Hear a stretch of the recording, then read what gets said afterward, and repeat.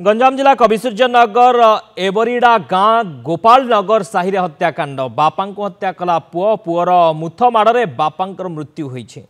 मृतक हेले पद्मनाभ साहू गतकाली राति रे भत्ता टंका पाई पुओ रमेश साहू बापा को हत्या करिथिबा अभियोग होईছে।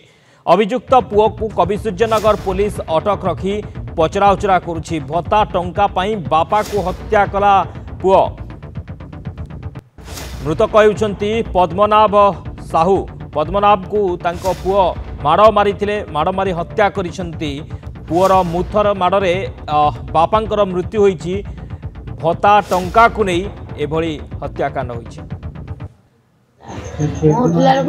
बुढ़ा मरीगला जोई नहीं बा बुढ़ा को जगिला बेरा अच्छे है नहीं बुढ़ा हेले से जगिला बेरा अच्छे किया ना मो मन के जाने भगवान जाने जगिला बेरा बापा को बोले बाड़ुथी बेले बापा कहूले मत आज काली हेले कहले बेले तुम भोपाल पलैले मत बाड़े पकड़ ना शुआ ना कर